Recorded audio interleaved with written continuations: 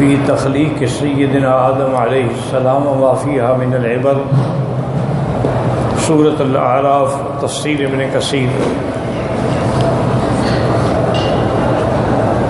الحمدللہ رب العالمین، والصلاة والسلام علی اشرف الانبیاء وسید المرسلین سیدنا محمد وعلی آلہ واصحابہ اجمعین۔ اللہم صل علی سیدنا محمد وعلی آل سیدنا محمد کما صلیت علی ابراہیم وعلی آل ابراہیم فی العالمین انک حمید مجید۔ اعوذ باللہ من الشیطان الرجیم، بسم اللہ الرحمن الرحیم۔ وَلَقَدْ خَلَقْنَاكُمْ ثُمَّ صَوَّرْنَاكُمْ ثُمَّ قُلْنَا لِلْمَلَائِكَةِ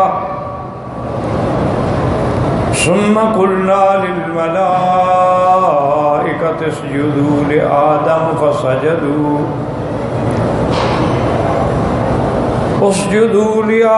فسجدوا إلا إبليس لم يكن من الساجدين قال ما منعك ألا تسجد إذ أمرتك قال أنا خير منه خلقتني من نار وخلقته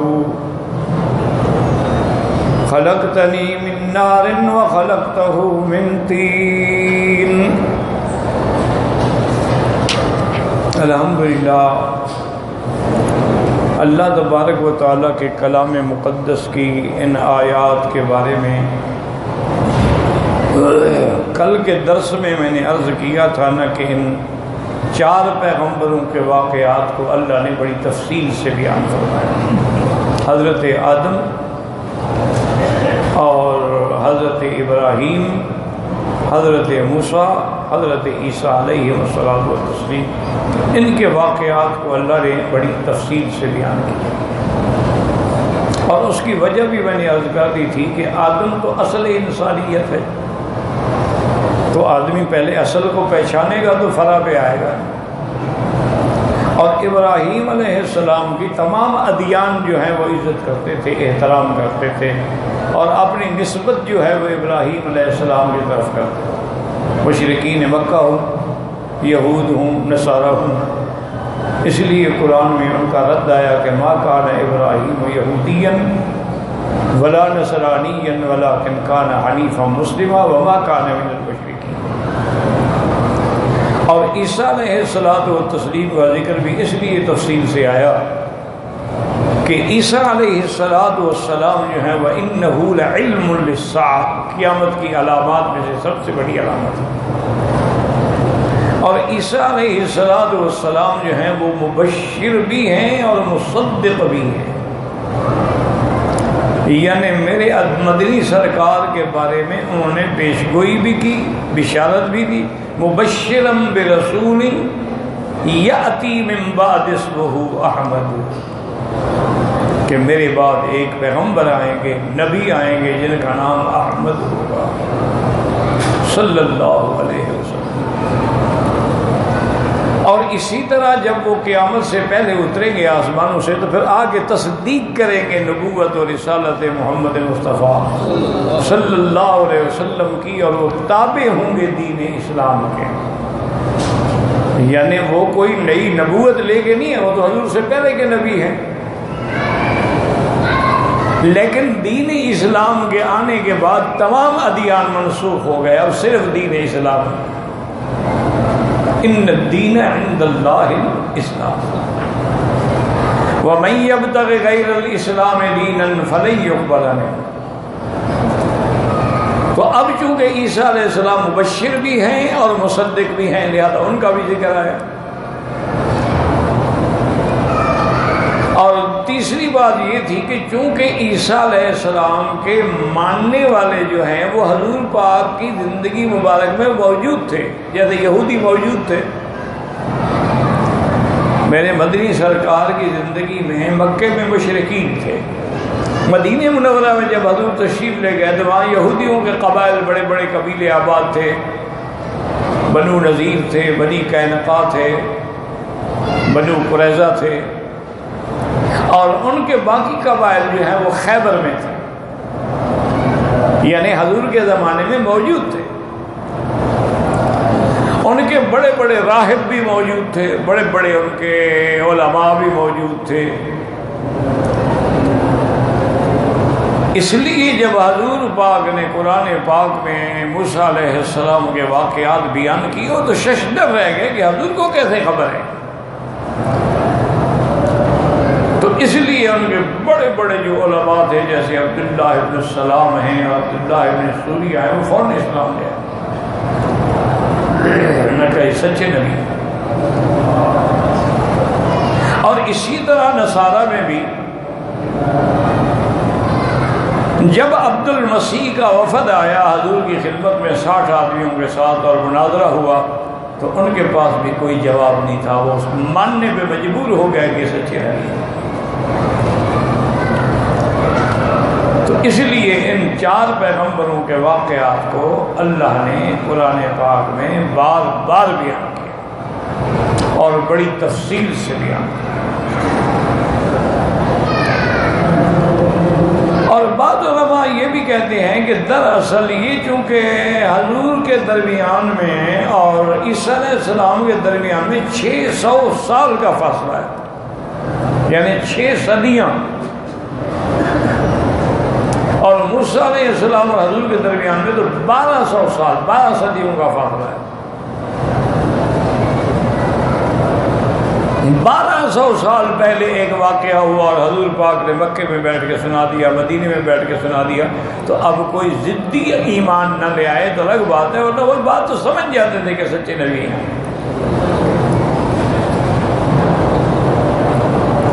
تو ہم جن آیات کو پڑھ رہے ہیں ان کا تعلق جو ہے وہ سیدنا آدم علیہ السلام،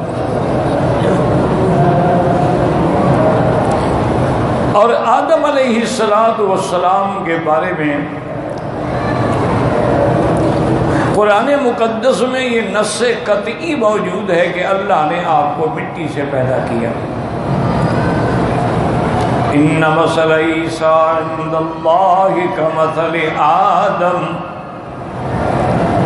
خلقہ من تراب ثم قال له کن فیکون۔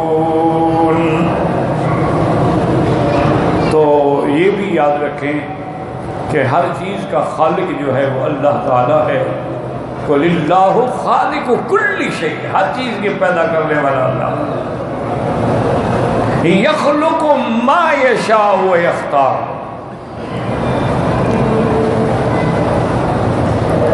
تو جب خالق اللہ ہے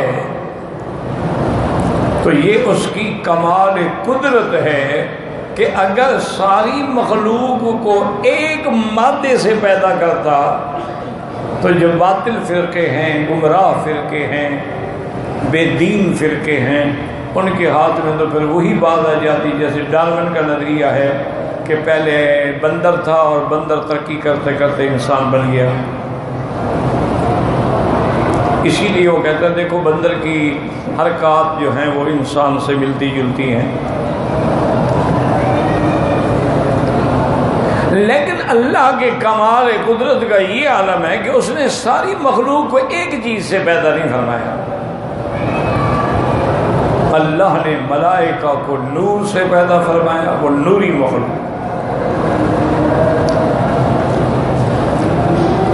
اور اللہ تبارک و تعالیٰ نے انسان کو مٹی سے پیدا فرمایا، آدم علیہ السلام اور اس کی اولاد۔ پھر اللہ تبارک و تعالیٰ نے جنات کو آگ سے پیدا فرمایا۔ یعنی یہ قرآن ہے، نص ہے، اس میں کوئی قصے کہانی کی بات نہیں ہے۔ خلق الانسان من صلصال کالفخار وخلق الجان من مارج من نار اللہ نے قرآن پاک میں جنوں کی پیدائش کا ذکر بھی کیا ہے اور انسان کی پیدائش کا ذکر بھی کیا ہے، لیکن باقی جو مخلوق ہے، حشرات ہیں، وہ اتنی مخلوق ہے کہ لا تعد ولا تحصى، اس کے بارے میں ہمیں یہ نہیں فرما دیا کہ خلق کل شیء من ماء، ان سب کو بھی ہم نے پانی سے پیدا کیا۔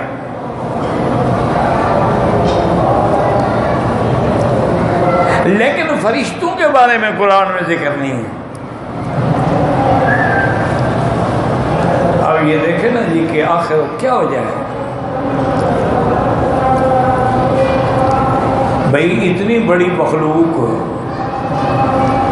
اور اتنی شان والی مخلوق، اور سکان سماوات جو آسمانوں میں جن کا گھر ہے، ٹھکانہ ہے، رہائش ہے، کوئی سدرۃ المنتہا پہ ہیں، کوئی عرش کے گرد میں ہیں، کوئی حملۃ العرش ہیں، کوئی اللہ کے گھر کی وہاں بیت المعمور کے طواف میں ہیں، اور پھر ملائکہ ایسی مخلوق ہے جو معصوم ہیں، بے گناہ، یعنی گناہ کا مادہ ہی نہیں ہے ان کے اندر۔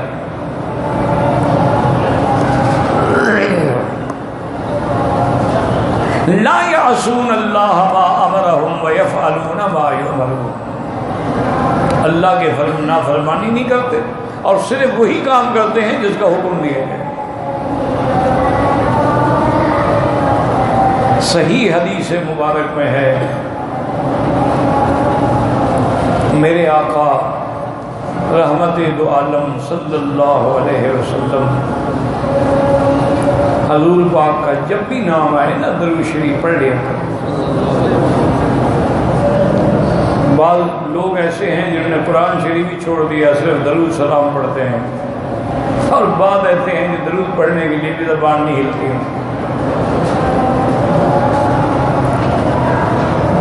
تو اس لیے یہ تو اللہ کے نبی کا حکم ہے کہ میرا نام سنو تو درود پڑھو،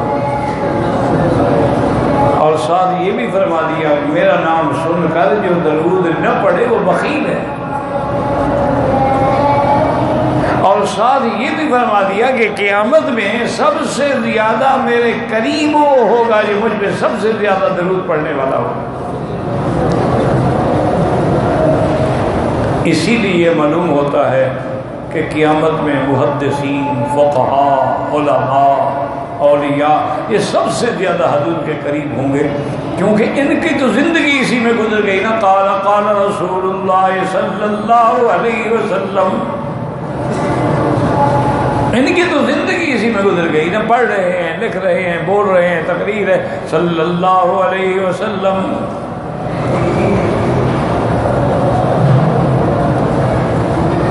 تو اس لیے بات کو سمجھیں کہ بھئی آپ بیٹھے ہیں اور اس کے بعد آپ نے ایسے آسمان کی طرف دیکھا، رفع بصرہ الی السماء،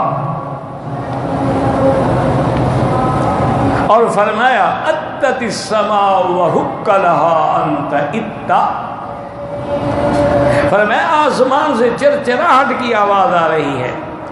یہ دیکھیں نا لکڑی کے پلان ہوتے ہیں اونٹوں پر، بوجھ زیادہ رکھو تو ان میں ایک چرچراہٹ پیدا ہوتی ہے۔ تو اس لیے فرمایا کہ اتت السماء، آسمان سے چرچراہٹ آ رہی ہے، وحق لها، اور وہ آنی بھی چاہیے، کہ ما من موضع قدر شبر فی السماء الا وملک یسبح ویقدس للہ تبارک و تعالی، فرمایا آسمانوں میں ایک بالشت کے برابر بھی جگہ خالی نہیں مگر کوئی نہ کوئی فرشتہ یا کھڑا ہے یا رکوع میں ہے یا سجود میں ہے، اور سبوح قدوس ربنا ورب الملائکۃ والروح۔ اس لیے اگر اللہ عمرہ نصیب فرمائے، مدینہ منورہ کی حاضری نصیب فرمائے، حج نصیب فرمائے، اللہ کا شکر کیا کرو، ورنہ اللہ کو کیا ضرورت ہے، ہم نہیں آئیں گے تو فرشتے تو ہیں۔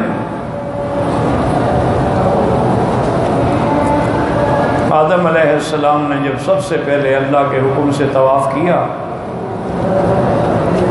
تو دل میں خیال آیا کہ دیکھیں میں سب سے پہلا میں ہوں نا جو اللہ کے کعبے کا طواف کر رہا ہوں۔ اللہ نے فرمایا جبرائیل آدم کو بتاؤ تیرے پیدا ہونے سے بھی 2000 سال پہلے ہم طواف کر رہے ہیں۔ تو کعبۃ اللہ کو تو کسی چیز کی ضرورت نہیں ہے، اس کے لیے تو اللہ کے فرشتے اتنے ہیں کہ وما یعلم جنود ربک الا ھو۔ اگر اللہ نے نصیب فرما دیا ہے تو اس کا شکر ادا کیا کرے۔ میرے استاد سے حضرت عباس بخاری مدینہ شریف میں قرآن شریف قاری تھے، بہت بڑے تو قرآن شریف ہم پڑھتے تھے، تو وہ ہر جمعہ کے دن جمعہ کی نماز کے بعد جو ہے نا سب طلباء کو اور علماء کو اور بزرگوں کو اور جو باہر تھے علماء سب کو کھانا کھلاتے تھے، اور بڑی بہترین قسم کی وہ روز بخاری اس کو کہتے ہیں نا، بریانی جسے ہم کہتے ہیں، وہ بناتے تھے۔ تو ایک دن والد صاحب نے پوچھا، انہوں نے کہا حضرت یہ ہر جمعہ جو آپ نے ایک قصہ بنا رکھا ہے کہ اور کوئی بدعت شدت کا چکر تو نہیں ہے کہ ہم بھی آ جاتے ہیں کھانے کے لیے؟ لگے نہیں حضرت، میں صرف اللہ کے شکرانے کے لیے خیرات کرتا ہوں کہ اس نے میرے جیسے آدمی کو مدینے میں رہنے کی توفیق دی اور یہاں رہ کے میں اس کا قرآن پڑھاتا ہوں، صرف اس شکرانے میں میں روزانہ 2 رکعت پڑھتا ہوں اور ہر جمعہ خیرات کرتا ہوں۔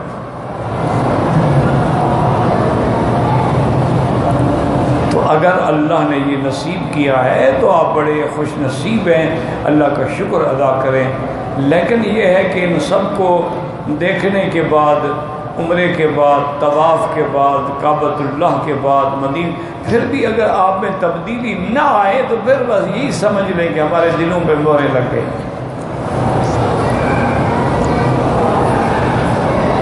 یعنی جیسے آیا تھا شیو کراتا تھا، سوٹ پہنتا تھا، جھوٹ بولتا تھا، رشوت کھاتا تھا، واپس گیا ہے تو وہی حال ہے، تو سمجھ لو کہ بس جیسے سنار سونے کو ایک کسوٹی پہ پرکھ کے کہتا ہے جی یہ تو کھوٹا ہے حضرت، یہ تو تانبا ہے، سونا ہے ہی نہیں۔ اللہ کا گھر جو ہے یہ دلوں کی کسوٹی ہے، جو یہاں سے کھوٹا ہو گیا ہمیشہ کے لیے کھوٹا ہو۔ یہ بھی مقناطیس القلوب ہے۔ تو اس لیے اب یاد رکھیں کہ اس کی وجہ کیا ہے، آخر یہ سمجھیں کہ اتنی بڑی مخلوق ہے اللہ کی، اور پھر سارا نظام عالم بھی اللہ نے فرشتوں کے ہاتھ میں دیا ہوا ہے نا، والمقسمات امرا والمدبرات امرا، تو فرشتے مراد ہیں، لیکن ان کی تخلیق کا ذکر قرآن میں نہیں ہے۔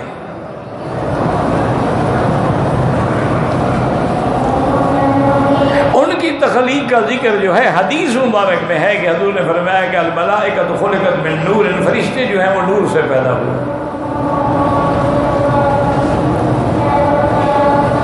تو اس کی وجہ کو سمجھیں، کوشش بھی کیا کرو اور دعا بھی کیا کرو، اللہ کے قرآن کا کوئی ایک لفظ یا ایک آیت دماغ میں بیٹھ جائے، سمجھ آ جائے نا، خدا کا شکر ہے۔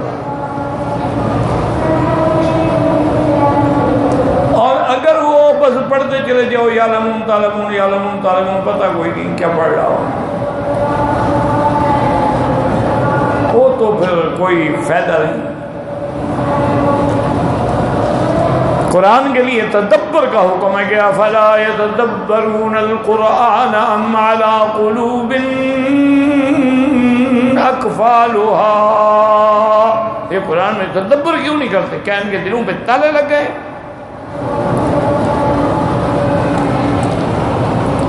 یاد رکھیں کہ اللہ نے بہت سی چیزوں کا حکم قرآن میں دیا ہے اور بہت کا حکم قرآن میں نہیں دیا ہے۔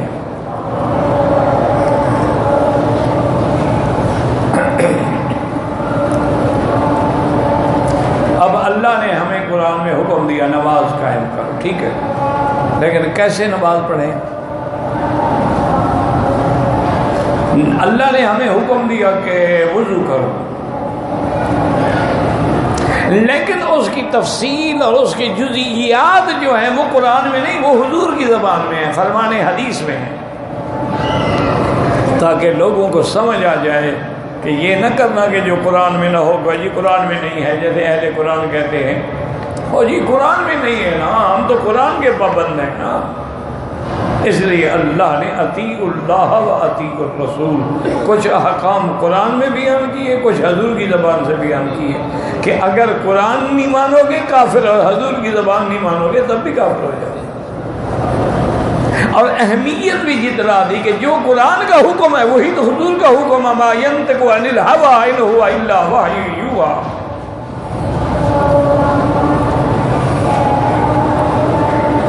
تو اچھی طرح یاد رکھ لیں کہ اللہ نے ایک مادے سے مخلوق پیدا نہیں کی، انواع ہیں، اقسام ہیں، فرشتوں کو نور سے، جنات کو آگ سے، آدم کو مٹی سے، اور بی بی حوا کو زندہ انسان سے پیدا کیا۔ آدم علیہ السلام سو رہے ہیں اور بائیں پسلی سے بی بی حوا کو اللہ نے نکال کے بٹھا دیا، نیند کھلی دیکھا تو ایک عورت بیٹھی ہوئی ہے، بھئی یہ کہاں سے آ گئی، کون ہے؟ اتنا بڑا آپریشن ہو گیا، میجر سرجری ہو گئی، نہ داغ ہے نہ خون ہے نہ پتہ ہے، اور جس کو نکالا گیا یہ نہیں ہے کہ ابھی دودھ پیے گی آہستہ آہستہ بڑی ہوگی، نہیں، اسی وقت جوان بھی ہو گئی۔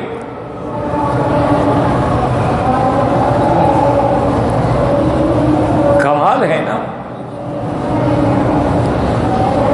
میرے بھی ایک دوست ہے، ان کی بچی کا آج ابھی آپریشن ہو رہا ہے کراچی میں، آغا میں، اللہ شفا عطا فرمائے، اللہ ہر بیمار پہ رحم فرما دے، اسپتالوں میں ہیں، گھروں میں ہیں، جہاں بھی ہیں، اللہ سب بیماروں کو اپنی قدرت سے شفا عطا فرما دے۔ کتنے لوگ ہیں بیچارے جو دوا بھی نہیں لے سکتے۔ اللہ اکبر۔ غریبوں امیروں کے کتے مکھن کھاتے ہیں اور غریب کی بیٹی کو سوکھی روٹی بھی نہیں ملتی۔ کوئی بات نہیں، گزر جائے گی، وقت گزر جائے گا، آنے دو قبر کو، انشاءاللہ سارے حساب کتاب ہو جائے گا۔ دیکھا نہیں جب قارون کو اللہ نے پکڑا تو سب کہہ رہے ہائے بھائی قارون اللہ، اچھا ہوا کہ ہم بچ گئے، اگر ہم جو تمنا کر رہے تھے ہمارا پھر یہی حال ہوتا۔ فَخَسَفْنَا بِهِ وَبِدَارِهِ الْأَرْضِ، اللہ نے حکم دیا قارون اور اس کی حویلی، اس کے محلات کو زمین میں دھسا دیا جائے، اور زمین کو حکم دیا پکڑ لو میرے سے نافرمان کو، اور حضور نے فرمایا يَنْتَجَلْجَلُ بِهَا إِلَىٰ يَوْمِ الْقِيَامَةِ، اسی طرح زمین میں دھستا چلا جائے گا قیامت تک۔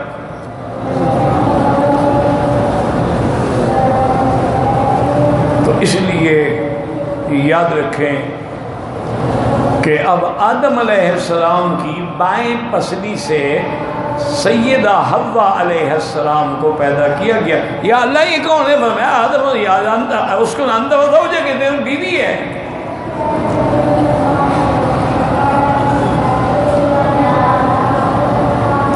اور جنت میں جاؤ، تمہارا خلا منہا رغدن، نہیں تو شیطما کھاؤ پیو۔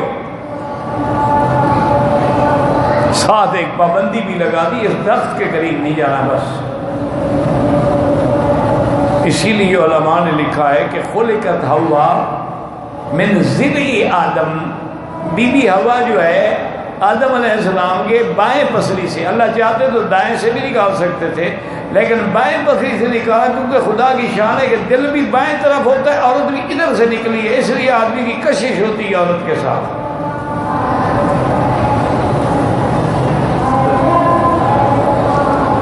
ایک فطری بات ہے، ایک فطری تعلق ہے، صحیح ہو تو پھر وہ ماں ہے، بیٹی ہے، بہن ہے، بیوی ہے، اور اگر صحیح نہ ہو تو پھر عذاب ہے، گناہ ہے، زنا ہے۔ ورنہ تعلق تو ہوگا، کشش تو ہوگی لازم۔ اور اسی طرح حضور پاک نے رحمت دو عالم صلی اللہ علیہ وسلم کہ خلقت من ذل اعوج، کہ عورت جو ہے وہ ٹیڑھی پسلی سے پیدا، پسلی ٹیڑھی ہوتی ہے نا، سیدھی تو نہیں ہوتی نا، ٹیڑھی پسلی سے پیدا ہوئی ہے. اگر تم نے اس کو سیدھا کرنے کی کوشش کی نا تو ٹوٹ جائے گی، اور اگر تم نے اس کو ویسے چھوڑ دیا بھی اور ٹیڑھی ہو جائے گی. لہذا درمیانہ کام رکھو کہ ڈنڈا گھر میں لٹکتا بھی رہے لیکن مارو بھی نہیں، پتہ ہو کہ کسی وقت استعمال ہو سکتا ہے. جیسے ہم اسلحہ، پسٹل، لائسنس وغیرہ رکھتے ہیں، اور یہی ہوتا ہے، ورنہ شریف آدمی نے کب چلانا ہوتا ہے؟ چلاتے تو ڈاکو اور دہشت گرد اور جو ظالم لوگ ہیں. شریف آدمی نے صرف یہ رکھا ہوتا ہے تھوڑی سی دہشت لوگوں پر کہ بھی اس کے پاس بھی اسلحہ ہے، شاید چلا لے گا. اور شریف آدمی کا اس کو اپنے ہاتھ کانپنے شروع ہو جائیں گے، چلائے گا کیا؟ یہ ان کا کام ہے جو ظالم ہیں، جو وحشی ہیں، جو دہشت گرد ہیں. دیکھا نہیں ہے کہ آدمی کشمیر کے مناظر دیکھ کر کون سا ایسی آنکھ ہے جو رو نہیں رہی ان کے لیے؟ بچوں کی بینائی چلی گئی، عورتیں اندھی ہو گئیں، زخمی ہو گئیں، تڑپ گئیں، بچوں کو نیزوں پہ اچھالا گیا. انا للہ و انا الیہ راجعون. اور ہماری جناب فلان جماعت اور فلان جماعت اور فلان جماعت اور بیان دے دیا اور بینر لگا. چھوڑو، کیا کیوں تماشا بناتے ہو لوگوں کو دھوکہ دینے کے لیے؟ جب تم اقتدار میں تھے تم نے کیا کیا تھا کشمیر کے لیے کہ آج نعرے لگا رہے ہو؟ وہ تمہیں تمہارے جناح کا مکان دینے کے لیے تیار نہیں ہے، وہ کشمیر چھوڑ دیں گے. وہ تو تمہیں محمد علی جناح کی بلڈنگ جو ذاتی جائیداد تھی وہ بھی نہیں دیتے، بھٹو کی جو ذاتی جائیداد تھی وہ بھی نہیں دیتے، تو تم کشمیر تم چھوڑ دو. وہ تو بس دعا کرو کہ اللہ کوئی مرد مجاہد پیدا کرے. جیسے پہلے پٹھان آئے تھے نا، یہ جو تمہارے پاس آزاد کشمیر ہے، یہ تم نے نہیں لیا، یہ وہی لڑ کے دے گئے.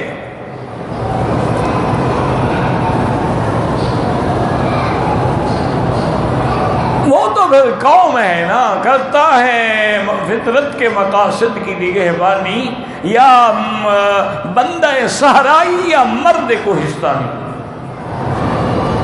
اس کے علاوہ تو باقی تو سب باتیں ہیں، نعرے ہیں، ہم یہ کر دیں گے اور ہم وہ کر، کیا مٹی کر دو. ان کا ایک صوبہ تمہارے ملک سے بڑا ہے، تم کیا کر دو گے؟ ان کی آبادی 1 ارب کے قریب ہے، تم ابھی 25 کروڑ ہو. 25 کروڑ آدمی 1 ارب سے کیا لے لے گا؟ کیوں تماشا بناتے ہو؟ کیوں لوگوں کو دھوکے دیتے ہو؟ یہ تو تمہیں کسی شکل میں ملنے کا کوئی سوال ہی پیدا نہیں ہوتا. ایک حل ہے کہ پھر اللہ کسی صلاح الدین ایوبی کو پیدا کرے.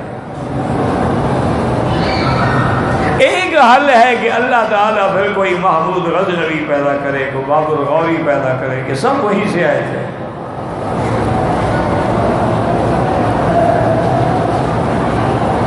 اور وہ تو اور زبان ہی نہیں سمجھتا ہندو، ماں سوا اپنا تلوار کی زبان وہ کچھ نہیں سمجھتا. باقی نعرے اشارے بینر شینر یہ لوگوں کو پاگل بنانے کے لیے ہوتا ہے. نہیں، ہم دیکھو کشمیر کے لیے ہم کتنی بڑی تحریک چلا رہے ہیں. کیا تحریک چلا رہے ہو جناب؟ تم ایک تحریک چلاؤ اگر کشمیر لینا ہے، اور تم سچے ہو، ایک تحریک چلاؤ کہ انڈیا کے مال کا بائیکاٹ کر دو، کہ کوئی مسلمان ملک انڈیا سے کوئی چیز نہ خریدے. باقی تم نہیں لے سکتے ہم سے. ہر مسلمان یہ فیصلہ کرتے کہ میں انڈیا کی کوئی چیز نہیں خریدوں گا. جب تم ان کا اقتصادی بائیکاٹ کرو گے وہ اپنی موت مر جائیں گے. یہ مہربانی کر کے ان لیڈروں کو کہو کہ ہمیں پاگل نہ بناؤ. مہربانی کر کے اگر ہمدردی ہے تحریک چلا کے اپنے ملکوں میں یہ فیصلہ کر لو کہ اس ظالم جو کشمیر پہ ظلم کرے گا ہم اس کی کوئی چیز خریدیں گے نہیں، بس نہ لڑائی نہ جھگڑا، نہ فساد نہ قتل نہ خون ریزی، اس سے مسئلے حل نہیں ہوتے۔ وہ تو چاہتے ہیں کہ تم لڑو، وہ تو چاہتے ہیں کہ تم ایک آدمی کو مارو گے وہ تمہارا 200 بندہ مارتے ہیں، تو ایک گولی چلاؤ گے وہ 200 گولی چلائیں گے۔ یہ مسئلے کا حل نہیں، مسئلے کا حل صرف ایک ہے، اقتصادی بائیکاٹ۔ یقین کریں اگر آج بھی الحمدللہ مسلمان یہ فیصلہ کر لیں، میں اللہ کے کعبے میں آپ کو یقین دلاتا ہوں، میں کوئی سیاسی آدمی نہیں ہوں، نہ میرا کوئی اتنا بڑا، لیکن میں آپ کو یقین دیتا ہوں اگر اسلامی ملک آج اپنی منڈیوں میں اس کے مال کو بند کر دیں، 3 مہینے نہیں برداشت کر سکتا، آگے پاؤں پڑ جائے گا، کشمیر نہیں اس کے علاوہ بھی کوئی صوبہ لینا ہے لے لو۔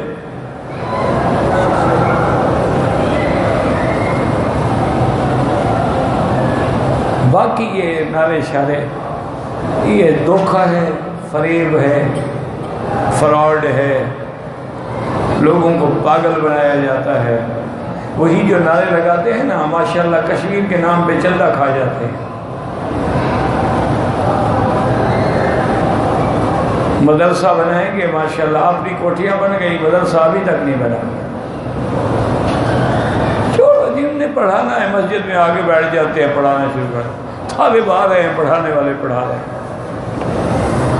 ہمارے والد صاحب رحمۃ اللہ ایک شیشم کا درخت تھا، کوئی یعنی سایہ نہیں تھا، اس کے نیچے بیٹھ کے بخاری شریف پڑھاتے تھے، اور اس دور میں ابھی 300-350 طالب علم ہوتا تھا، زاہدان سے، مکران سے، ایران سے، افغان سے، پاکستان سے، ہندوستان سے، مشرقی پاکستان، اس وقت ایک ہی تھا، تو یعنی 300-350 طالب، رہنے کی جگہ نہیں، کمرہ نہیں، سونے کی جگہ نہیں، بستر نہیں، چارپائی نہیں، مسجدوں میں سوتے تھے، چھتوں پہ سوتے تھے، اور درخت کے نیچے بیٹھ کے پڑھتے تھے۔ لیکن جو بھی اس دور کے پڑھے لکھے لوگ ہیں وہ عالم بنے، جن کو ہم آج کالجوں سے نکال رہے ہیں وہ ظالم تو ہیں، عالم نہیں۔ اس دور میں یہ ممکن ہی نہیں تھا کہ طالب العلم ہو اور اس کے سر پہ پگڑی نہ ہو، یا رومال باندھا ہوگا یا پگڑی باندھی ہوگی، اور طالب العلم ہو اور اس کی تہجد چھوٹ جائے، یہ ممکن ہی نہیں تھا۔ اور ویسے بھی تہجد خود بخود ہوتی تھی۔ میں جب یہاں آیا تھا میں سڑک پہ سوتا تھا حرم شریف کے، تو مجال ہے کبھی تہجد کا جاؤ، سڑک پہ جیسے اوپر جب اذان ہوتی تہجد کی تو خود بخود بندہ اٹھ جاتا تھا، اوپر تو سپیکر لگا ہوتا تھا سر کے اوپر، اٹھا کپڑے لپیٹے گھر ڈالے، وضو کے حرم میں آ گئے، آرام سے پھر اشراق پڑھ کے سبق پڑھ کے بعد میں نکلتے تھے۔ کئی دفعہ ایسا بھی ہوتا تھا کہ وہ چادر بچھا کے میں سوتا تھا نا، تو صبح کو جب اٹھتا تھا ایک آدھا کتا بھی میرے ساتھ سو رہا ہوتا تھا ماشاءاللہ۔ تو مجھے وہ خواجہ غلام فرید کی وہ یاد آتی تھی، تیرے درد کتڑیاں نال ادب، کہ تیرے دروازے کے تو ہم کتوں کا بھی ادب کرتے ہیں۔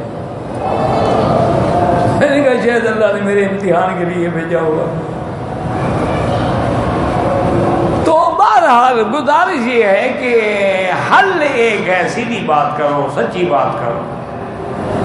اب دیکھو کہ اللہ نے فرشتوں کو نور سے بنایا، اور حکمت دیکھو کہ تمام ڈپٹی فرشتوں کے ذمہ ہے نا۔ ہم جو درود شریف پڑھتے ہیں تو کون لے جاتا ہے؟ فرشتے۔ اچھا، ہمارے اعمال لکھنے کے بعد رات والے چلے گئے، دن والے آگے کہاں آسمانوں پر، کون لے جاتا ہے؟ فرشتے۔ اس کی وجہ کیا ہے کہ سب سے زیادہ رفتار جو ہے وہ نور کی ہے۔ 1,80,000 میل 1 سیکنڈ میں نور طے کرتا ہے۔ تو اللہ نے حضور پہ درود پہنچانے والے فرشتے مقرر کر دیے تاکہ کوئی جاہل یہ نہ کہہ سکے کہ جی کہاں کہاں درود شریف پڑھا جاتا ہے، کتنی دیر میں پہنچتے ہوں گے۔ اللہ نے فرمایا آسمان سے جبریل کتنی دیر میں پہنچتا ہے کہ کسی حضرت موسیٰ علیہ السلام نے شاید پوچھا تھا کہ بھئی جب تم کتنا وقت لگاتے ہو آسمان سے نیچے آنے میں؟ انہوں نے کہا کہ یوسف علیہ السلام کو جب بھائی کنویں کے کنارے پہ کھڑے ہو کے دھکا دے رہے تھے تو میں 7ویں آسمان پہ تھا، اللہ نے حکم دیا کہ جبریل پہنچو، یوسف کو چوٹ نہ لگے، تو یوسف پانی پر نہیں پہنچا، میں پہلے پہنچ گیا۔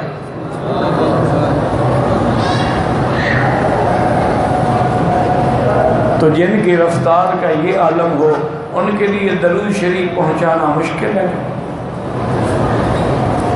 ان کے لیے ہماری روز کی رپورٹ پہنچانا مشکل ہے۔ الیہ یصعد الکلم الطیب والعمل الصالح یرفعہ، اور اللہ پوچھتے ہیں فرشتوں سے تم نے زمین میں کیا دیکھا، میرے بندوں کو کس حال میں دیکھا؟ یا اللہ تیرا قرآن پڑھ رہے تھے، درس ہو رہا تھا، قرآن سن رہے تھے اور ہم بھی کھڑے رہے ان کو ڈھانک کے، فرمایا گواہ ہو جاؤ میں نے ان سب کے گناہ معاف کر دیے۔ فرشتے عرض کریں گے یا اللہ ایک بندہ ان میں تھا، وہ کسی کو ملنے کے لیے آیا تھا، وہ درس سننے کے لیے نہیں آیا تھا، وہ تو پھنس کے مجبوراً بیٹھا ہوا تھا کہ درس ختم ہو تو میں ملوں۔ فرمایا کہ ہؤلاء لا یشقی جلیسہم، یہ وہ لوگ ہیں جن کے ساتھ بیٹھنے والا بھی کبھی محروم نہیں ہوتا۔ دیکھو نا، روشنی کے ساتھ بیٹھو، نہ بھی چاہو روشنی تو آئے گی۔ تو علم نور ہے، قرآن نور ہے، اللہ کی ذات مقدس جو ہے نور السماوات والارض ہے۔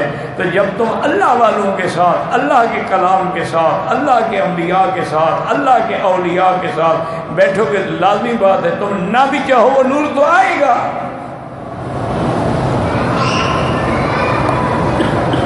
دیا جل رہا ہے، تم نہ بھی چاہو روشنی تو ہوگی۔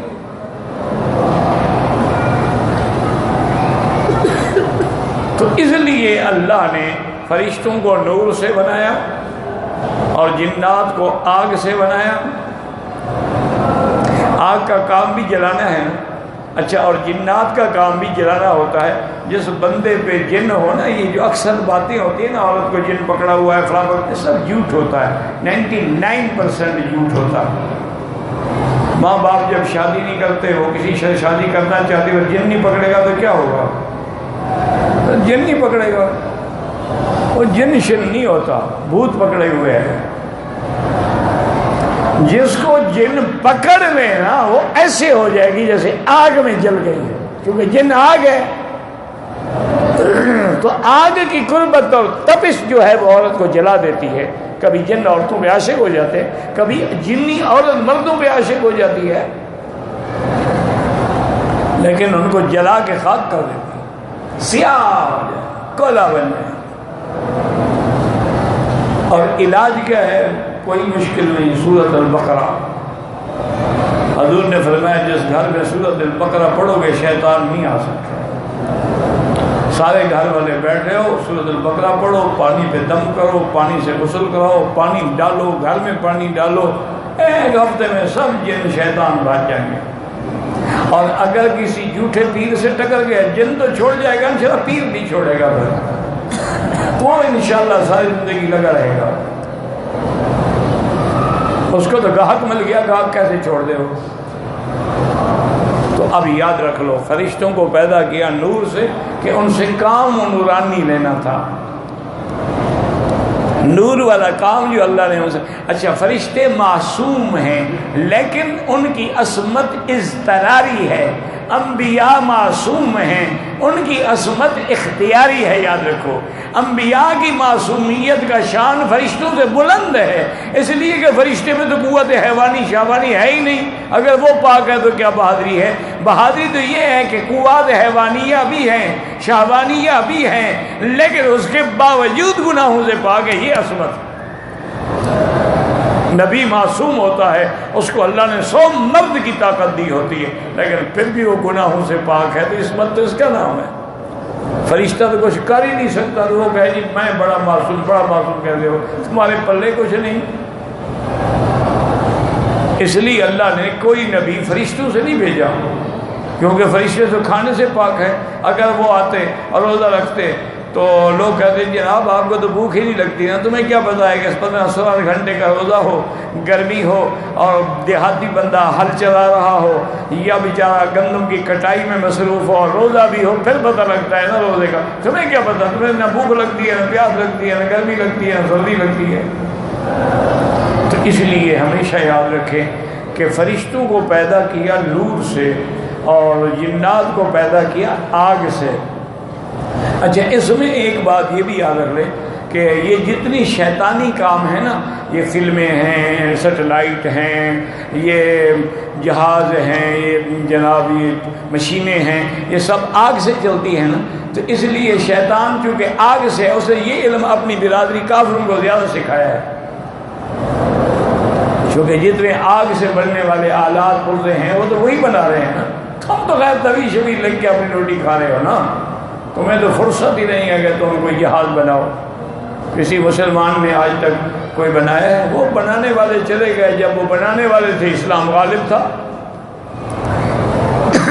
آج اگر تمہارے بچوں کو پولیو کے قطرے پلانے ہیں وہی بنائیں گے، چیچک سے بچاؤ کے ٹیکے لگوانے ہیں تو وہی بنائیں گے، ملیریا سے جان چھڑانی ہے تو کنین وہی بنائیں گے، ٹی بی سے جان چھڑانی ہے تو کورس وہی بنائیں گے۔ تم کیا بنا رہے ہو؟ تم جو لاکھوں بچے پڑھ رہے ہو کیا کر رہے ہو؟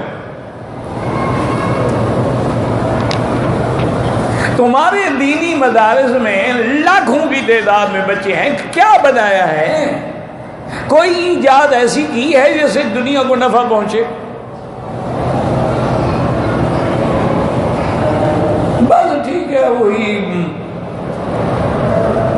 سال گزرتا ہے، کہتے ہیں جی میرا بیٹا جو ہے، مجھے تو آج تک یہ سمجھ نہیں آیا، کسی مولوی سے سمجھوں گا کہ جی فارغ التحصیل ہو گیا۔ فارغ کس چیز سے فارغ ہو گیا ہے؟ عقل سے، علم سے فارغ ہو گیا، ہر چیز سے ختم، پگڑی بندھا دی سر پہ، فارغ التحصیل۔ باقی ٹھیک ہے، فارغ التحصیل مطلب چندہ کر کے گزارا کرے گا،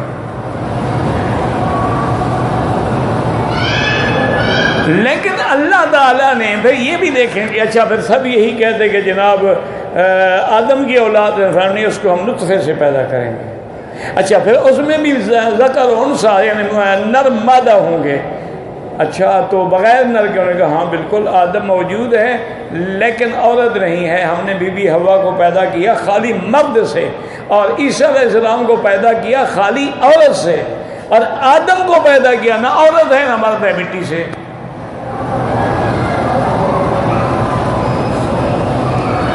اور اسی لیے یاد رکھ لیں کہ آدم علیہ السلام کو صرف مٹی سے نہیں بنایا گیا۔ ایک بات یاد رکھیں، مٹی جزو اعظم ہے، ورنہ انسان میں 4 عناصر ہیں، انسان میں مٹی بھی ہے اور پانی بھی ہے، آگ بھی ہے، ہوا بھی ہے، 4 عناصر، 4 عناصر، لیکن جزو اعظم چونکہ مٹی ہے اس لیے زیادہ ذکر مٹی کا ہے۔ اور یہ قرآن کی بلاغت ہے، کہیں فرمایا من تراب، کہیں فرمایا من تین لازب، کہیں فرمایا من صلصال من حمأ مسنون، اور کہیں فرمایا من صلصال کالفخار، جیسے پہلے مٹی ہوتی ہے، پھر پانی ڈالا گیا، پھر گوندا گیا، پھر اس میں خمیر آیا ہے، پھر اس کو پکایا گیا تو اب اس سے آواز پیدا ہوتی ہے صلصال کالفخار۔ تو آدم علیہ السلام کو اللہ نے 4 عناصر سے پیدا کیا ہے، جزو اعظم جو ہے وہ مٹی ہے۔ اور اسی لیے کبھی یہ بھی ہوتا ہے کہ تمہیں منہا خلقناکم، ہم نے سب کو مٹی سے پیدا کیا، وفیہا نعیدکم ومنہا نخرجکم تارۃ اخری۔ تو منہا مٹی سے، تو ہمیں تو نطفے سے تو علماء نے کہا کہ جب ابا کو مٹی سے پیدا کیا گیا تو گویا ہم آدم ہوگا تو ہم بھی پیدا ہوں گے نا۔ اور بعض علماء نے فرمایا کہ نہیں، ہر آدمی کو اللہ نے مٹی سے پیدا کیا ہے، وجہ یہ ہے کہ آپ جو فروٹ کھاتے ہیں، جو اناج کھاتے ہیں، جو گندم کھاتے ہیں، جو دانے کھاتے ہیں، جو پھل کھاتے ہیں، وہ کہاں سے آتے ہیں؟ مٹی سے آتے ہیں، اور وہی ہمارے اندر جا کے خون بنتے ہیں، اور خون کے بعد اسی سے منی اور نطفہ پیدا ہوتا ہے، پھر اس سے اللہ انسان کو بناتے ہیں۔ تو اصل تو پھر ہمارا بھی مٹی ہے۔ تو اس لیے یہاں پر جو ذکر ہے وَلَقَدْ خَلَقْنَاكُمْ ثُمَّ صَوَّرْنَاكُمْ ثُمَّ قُلْنَا لِلْمَلَائِكَةِ اسْجُدُوا لِآدَمَ وَاللَّهُ أَعْلَمُ۔